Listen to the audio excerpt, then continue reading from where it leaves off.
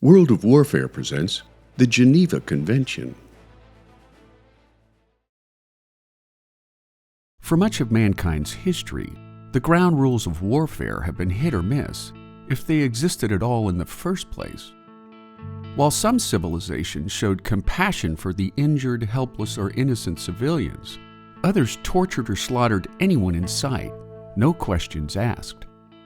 In 1859, when Geneva businessman Henry Dunant witnessed the aftermath of the Battle of Solferino in Italy, the horrific suffering that he saw compelled him to coordinate the 12-nation signing of the First Geneva Convention of 1863.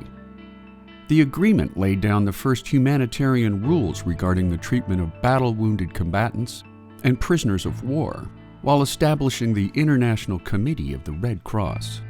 While a second Geneva Convention between 35 countries developed further humanitarian rules of warfare in 1906, after the shocking death and suffering witnessed in the First World War, a third Geneva Convention in 1929 added further clarifying rules to the civilized treatment of prisoners of war.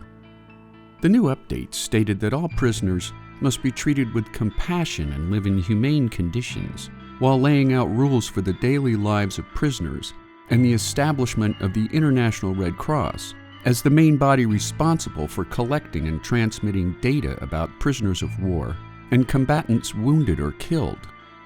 Despite Germany's signatory of the Convention of 1929, that didn't stop them from carrying out horrific acts on and off the battlefield and within their military prison camps and civilian concentration camps during World War II.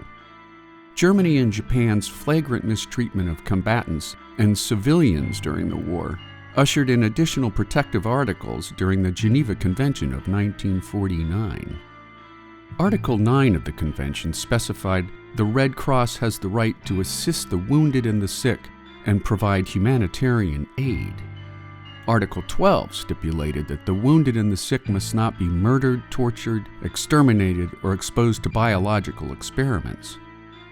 In 1977, Protocols 1 and 2 were added to the conventions of 1949, which increased protection for civilians, military workers, and journalists during international armed conflicts. It also banned the use of weapons that caused superfluous injury and unnecessary suffering, or caused widespread long-term and severe damage to the natural environment.